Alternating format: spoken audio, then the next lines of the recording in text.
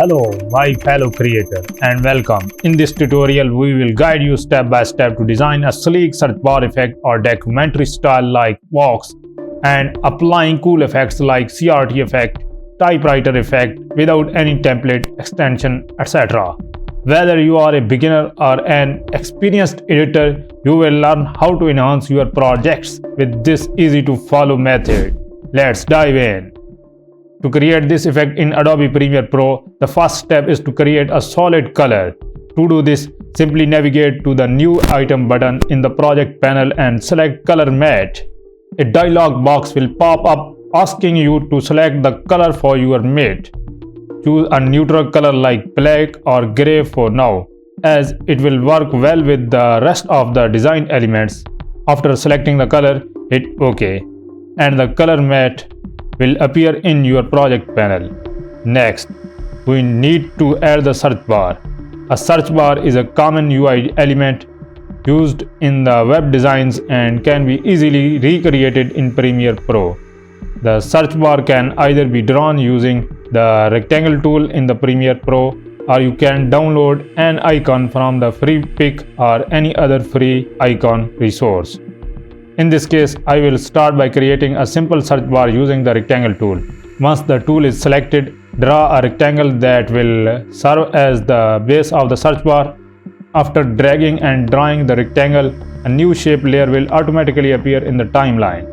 You can double-click this layer to open the Effect Control panel. In this panel, you can adjust the properties of your shape, such as the corners and fill color. For the fill color, I will change it to a gray shade to give it a subtle, realistic look. In the same panel, you can also add a stroke to your rectangle. I will choose a black stroke, as this will make the search bar stand out against the background. I will also round the corners of the rectangle slightly to give it more polished, modern appearance. Once this is done, the search bar looks clean and professional. After adjusting the search bar, I will move on to adding the search bar icon. This icon can be either drawn in the Illustrator or created directly within the Premiere Pro using the ellipse tool. To do this, I will use the ellipse tool to create circle, which will represent the magnifying glass of the search icon. Then I will remove the fill and only use the stroke to create the outline of the circle. For the handles of the magnifying glass, you can use the rectangle tool to draw two small rectangular shapes. However, in this tutorial, I have downloaded a flat search icon from a free source, and I will place it into my project panel.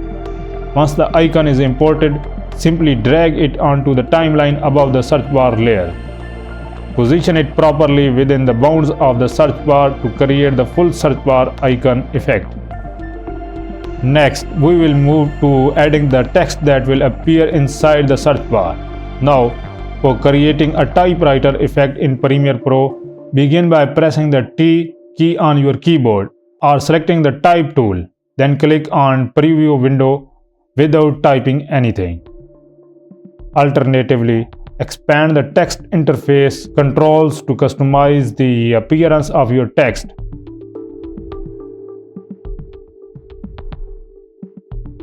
Once you are ready, click the stopwatch icon next to the source text property to create an initial keyframe. Next, move 3 frames forward using the right arrow key.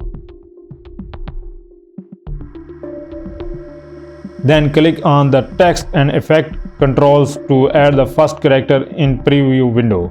Afterward, move another 3 frames forward and add the next character to your text.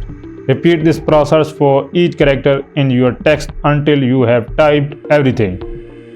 Once completed, you will have a smooth typewriter animation. If you want to further refine your text, and nest the all layers. Now that the text is typed out, I will adjust the font to something that suits the design. I prefer using a clean sans serif font for this kind of effect to make it look modern and sleek. I will set the color of the text to black as it contrasts well with the gray background of the search bar. I will also reduce the scale of the text slightly to fit it better inside the search bar, making sure it does not overlap the edges. You can select all keyframes and shift them to the right. After adjusting the text, you can also add a logo or any additional branding you want to appear next to the search bar. Now I will nest all the layers together. Nesting helps to group everything into one single layer, which is easier to manage in the timeline. Once nested, I will apply the basic 3D effect to the entire nested sequence. This effect will add depth and make the search bar and text appearance more dynamic.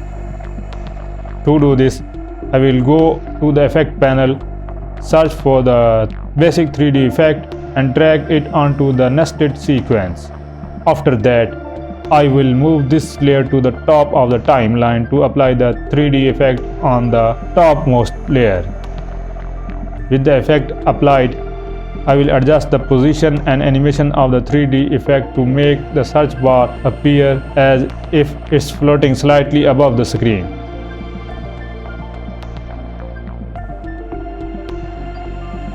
To fill in the background gap, I will drag the color matte to the bottom of the timeline to cover the empty area. I will adjust the position of the color matte, ensuring it perfectly covers the gap and maintains the overall clean look of the design.